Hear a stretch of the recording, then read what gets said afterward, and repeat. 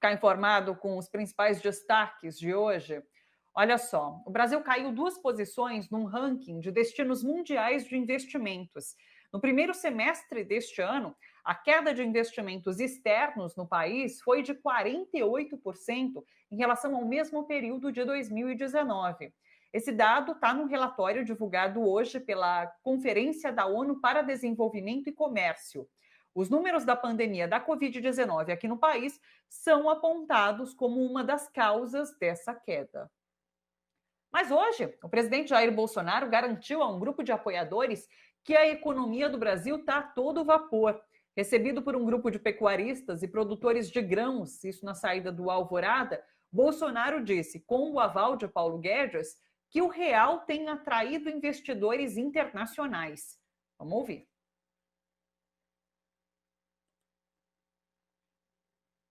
As empresas estão recomendando, lá fora estão recomendando comprar real, é isso, Paulo? Então é mais uma sinalização que está dando certo a economia nossa. Então, lá fora estão recomendando comprar dólar, comprar reais. Certo? Eleições municipais. 10.600 candidatos são impugnados pelo Tribunal Superior Eleitoral. A falta de documentos é o principal motivo desse impedimento. Em seguida, vem os candidatos enquadrados na lei da ficha limpa. Outras 100 mil candidaturas aguardam um parecer da Justiça Eleitoral. E a Justiça Boliviana anulou a ordem de prisão contra Evo Morales. O ex-presidente era acusado de terrorismo e financiamento de atos terroristas. Em sua decisão, o juiz Jorge Aquino disse que houve desrespeito ao direito de defesa e que Evo Morales não foi devidamente convocado para se defender dessas acusações. Os moradores do Complexo da Maré denunciam abuso de policiais civis numa operação que começou hoje às 5 horas da manhã. Participaram 300 homens, 2 helicópteros, 5 blindados. Numa dessas postagens nas redes sociais, um morador relata que a mãe idosa foi empurrada e uma vizinha teve roupas e dinheiro roubados. Olha só, a gente está dando uma olhada nessas... Entraram na casa da minha mãe, empurraram ela, uma senhora aposentada federal, foram na casa da vizinha, quebraram tudo, comeram banana, beberam água, roubaram roupa e dinheiro. Esse tipo de denúncia que foi postado hoje nas redes sociais. E lembrando que em agosto, o plenário do STF, do Supremo, suspendeu ações da polícia nas favelas do Rio de Janeiro durante a pandemia. Morreu a paciente que estava internada no Hospital Federal de Bom Sucesso, no Rio de Janeiro, hospital esse que pegou fogo hoje de manhã. A mulher de 42 anos estava internada na UTI com Covid-19 e daí ela não resistiu ao ser retirada durante o incêndio. De acordo com os bombeiros, o fogo começou no almoxarifado, no subsolo. O Sindicato dos Enfermeiros diz que esse incêndio é fruto da precarização das unidades de saúde. Dá uma olhada. Já era para ter tirado já.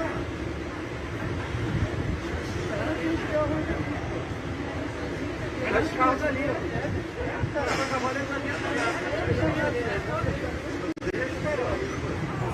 A gente do Hospital de Bom Sucesso.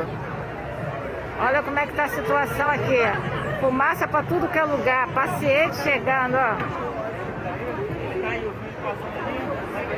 Aqui, meu Deus do céu, ó. Filmando, ó. Gente no soro, paciente acamado. Meu Deus do céu, o fumacê. A maioria dos pacientes já foi removido, não tem funcionário lá, a princípio não tem ninguém ferido, mas o incêndio ainda não foi controlado, os bombeiros estão aqui, mas isso é um reflexo da degradação, do abandono das unidades públicas. Vamos conversar agora um pouquinho com o Silvio Catiabava, que é sociólogo, diretor do jornal Le Monde Diplomatique Brasil. Oi, Silvio, tudo bem com você? Tudo bem, Thalita. E você, tudo bem? Tudo bem também. Deixa eu dar uma atualizada nessa notícia do incêndio. O incêndio agora já foi controlado, de fato. 200 pacientes foram retirados. Teve essa única morte até o momento.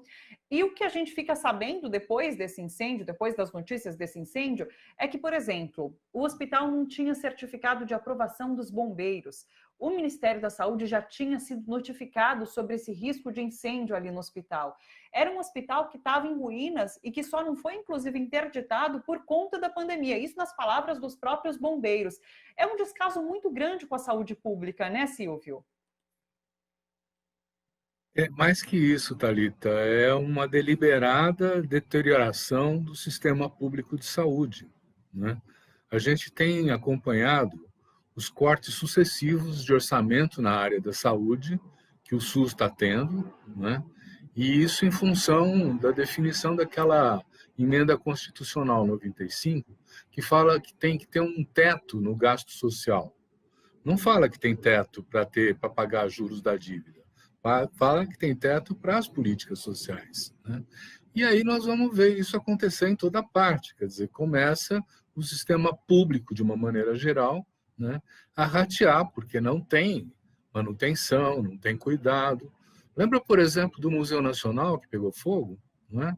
Estava tudo dizendo que isso ia acontecer, precisava ter manutenção. Não teve também, né? Então, essa triste notícia do incêndio no hospital é um pouco a imagem, a figura do que está acontecendo com os equipamentos públicos, de uma maneira geral, né? As escolas, os hospitais, o sistema público de transporte, as coisas estão indo cada vez mais para uma situação precária, né? E então, nós não podemos imaginar que eles vão conseguir superar isso e atender as demandas que a Covid está provocando sem recursos. E isso cabe ao governo federal transferir, né? É aí que está a coisa, né? Sim. Aliás, olha, também essa notícia dos investimentos também está associada com isso, né? A UNCTAD, esse organismo das Nações Unidas que faz a avaliação, ela se baseia, por exemplo, no investimento direto, não é? Que as empresas multinacionais não é o campo da especulação financeira, é de compra de empresas ou de implantação de novas empresas aqui, de botar uma filial. E os analistas dessas empresas multinacionais, a UNCTAD está espelhando isso, eles olham para a economia brasileira esperando ver o que todo o mundo, todos os outros países fazem, que é o investimento público em infraestrutura para garantir essa arrancada da economia, né? Nós não estamos tendo isso, não tem investimento público, é um número ridículo, né? A questão do meio ambiente também está colocada, quer dizer, já tem empresas multinacionais que dizem eu não vou investir em países que promovem o desmatamento, isso também está afetando a gente. Tem a instabilidade política, né, que faz com que quem vá botar dinheiro pesado aqui pense duas vezes, né, para tomar essa decisão hoje em dia, né? Então, o que nós estamos vendo, né, é um reflexo do que o governo está fazendo. Ele está tentando privatizar tudo. Agora, por exemplo, as refinarias da Petrobras estão na mira e acaba de sair que a Petrobras teve 40 bilhões de lucro, né, o ano passado, né? Para que vai vender uma empresa tão rentável? É para passar para o setor privado, né? Então, essa política, ela não está olhando o crescimento, ela não está olhando a geração de emprego, ela não está olhando, vamos dizer assim, o papel que o Estado tem. Aliás, por exemplo, a China parece ser o único país que vai crescer nesse período, né? E lá o investimento é centralizado, quer dizer, então há um enorme esforço do Estado, né, de criar emprego, de investir em infraestrutura. Lá eles estão fazendo muito metrô, estão fazendo um monte de equipamentos públicos, não é? E a economia está arrancando. Todo mundo está dizendo que ela vai sair, inclusive, na frente dos Estados Unidos na recuperação por causa do investimento público, né? Então, é isso, né? Quer dizer, a gente não tem planos. O Bolsonaro, não sei de onde ele está tirando que lá fora estão interessados em comprar o real, né? É uma das moedas que mais desvalorizou na crise, né? Então, é um mundo de ficção no qual ele vive, que não combina com todo o drama da nossa economia e os empresários brasileiros que estão preocupados aí. Como é que nós vamos retomar se o Estado não investe, né? Bom, essa é uma questão. O resto do mundo está confiando nas estatais, nas empresas públicas para retomar esse crescimento. E o Brasil vai no sentido contrário, né? Então, privatizando, vendendo as empresas, a Petrobras sendo uma delas. Então, é o caminho contrário do resto do mundo e um indicativo péssimo para a nossa economia, né? É um indicativo péssimo para a nossa economia, porque todo mundo que vai falar assim, olha, eu quero apostar numa economia que está crescendo, eu quero apostar num mercado que está se expandindo. Hoje, por exemplo, nós temos avaliações de que a renda do brasileiro está caindo, né? Nos estratos mais pobres caiu mais de 30%. Na classe média caiu menos, mas caiu também. Quer dizer, então, quem vai esperar vender mais aqui? As únicas tendências são o mercado de vendas pela internet, que está crescendo, quer dizer, algumas coisas que a própria crise apresenta também oportunidades para esses setores, né? Mas, no geral, a economia do brasileiro vai mal. Quem está ganhando um pouco mais é o agronegócio, são as exportações de soja, de carne, de frango, né? Mas agora com retaliações possíveis por conta do desmatamento e da crise ambiental, né? Tem países, mesmo da Europa, que já disseram: nós não vamos comprar os produtos brasileiros se a Amazônia e o Cerrado e o Pantanal continuarem pegando fogo, né? E quando a gente fala em economia, talvez fique parecendo algo abstrato, mas falar em economia, falar em emprego. Então, se você não tem a economia aquecida, com boas perspectivas, você não tem geração de emprego. O país já está numa situação super ruim de emprego, com esse índice que tende a aumentar muito quando a pandemia acabar e as pessoas voltarem de fato a procurar emprego. Então, é bastante complicado. E, enquanto isso, Bolsonaro e Paulo Guedes dizem que a economia está alçando voo, que a economia do país está ótima.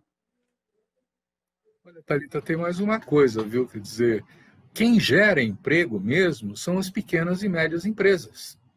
As grandes empresas estão absorvendo novas tecnologias, poupadoras de mão de obra, tem outras estratégias, né? Quer dizer, se você quisesse, de fato, investir na geração de emprego, tinha que apoiar a microempresa, a média empresa, dar crédito para eles, facilitar a comercialização desses produtos. Quer dizer, são estratégias que não estão sendo consideradas, né? Então, a geração de emprego vira uma coisa meio mágica, né? Da onde vem essa geração de novos empregos, né? Hoje, agora, nós vemos um exército de entregadores de moto, né? iFood e outras coisas que não tinha antes, mas é muito precário, recebem muito mal, né? Isso não respeita direitos e não garante a vida de família alguma, né? O que poderia, vamos dizer assim, eventualmente ajudar seriam projetos de desenvolvimento local de iniciativa de prefeituras.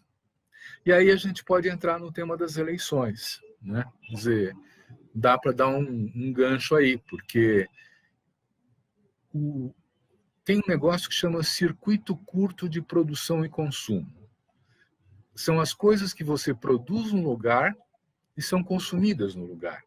Por exemplo, hortaliças, entende, né? Quer dizer, se você fortalece as tendências, vamos dizer assim, desses circuitos curtos de produção e consumo nos municípios, a economia local se beneficia muito, né? Mas aí você precisa ter prefeitos e câmaras de vereadores preocupadas e entendendo desse assunto, né? E hoje em dia nós temos aqui, na verdade, uma oportunidade para falar sobre o que são as câmaras de vereadores hoje e quem manda nos prefeitos, né? Quer dizer, hoje você tem o lobby da coleta do lixo, o lobby do transporte público, o lobby das empreiteiras de obras públicas no município, o lobby das incorporadoras que querem produzir, então o zoneamento da cidade precisa mudar para facilitar o negócio delas. E é esse a configuração de quem está nos representando nas câmaras municipais. Quer dizer, se a gente quiser mudar isso, nós temos que deixar de apoiar esses lobbies, deixar de apoiar esses vereadores que estão aí e começar a encontrar candidatos, e olha que tem muitos candidatos hoje em dia, né? Quer dizer, que saibam defender, por exemplo, a questão da luta contra o racismo, a questão do investimento local, a questão, vamos dizer assim, de enfrentar as discriminações com as mulheres. Quem que está falando disso nas campanhas, né? Eu estou falando dessas questões de uma pauta mais de valores, né? Mas também tem uma pauta da participação cidadã, tem uma pauta do controle social sobre as funções da prefeitura.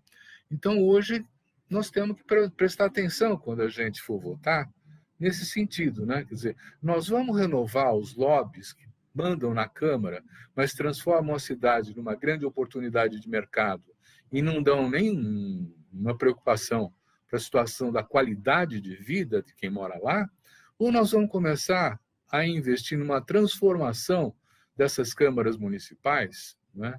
Levando para elas gente que está muito próxima, vamos dizer assim, das preocupações do povo, que não vai desaparecer depois das eleições. Agora os candidatos só aparecem no momento de angariar votos e depois eles somem, né? E não tem como controlar, inclusive, né? Então é preciso começar a ter outros critérios para usar, para escolher os novos prefeitos, os novos vereadores, gente que possa estar mais comprometida com a qualidade de vida local, né? Gente que possa abrir esses organismos, a prefeitura e as câmaras municipais, né? Para uma participação mais descentralizada, para uma participação mais do cidadão, da cidadã, né? Ali dentro, discutindo onde é que tem que ter creche, onde é que a escola pública está precisando ser reforçada, que política de transporte é melhor, como é que tem que planejar os itinerários de acordo com as necessidades das pessoas. Tem muita coisa que pode ser feita. Inclusive, isso tudo está na discussão do Le Monde Diplomatique de hoje, que vai ao ar às 9h45 da noite, com o tema O que esperar das eleições municipais. É isso, Silvio? É isso mesmo, né? Quer dizer, nós estamos com um convidado, que é o secretário executivo da Frente Nacional de Prefeitos, uma das principais organizações que reúnem as prefeituras, principalmente das grandes cidades, né? E nós temos também um representante do Pacto pela Democracia, né? Que vai nos trazer também uma reflexão sobre a dimensão mais política. Quer dizer, a Frente Nacional de Prefeitos traz uma discussão mais sobre a gestão e o pacto sobre a política, né? E existem coisas que podem ser feitas, e não é que não pode ser feito nada, né? Mas é preciso um outro compromisso, um outro projeto para as cidades, né? Um outro projeto de sociabilidade, de integração na vida coletiva, né? Isso nós vamos discutir no programa de hoje. É isso, Le Monde Diplomatique Brasil, às 9h45 da noite, hoje aqui na TVT, todos convidados a assistir. Silvio, muito obrigada por mais essa semana, um beijo grande para você, até semana que vem. Beijo, até semana que vem, obrigado.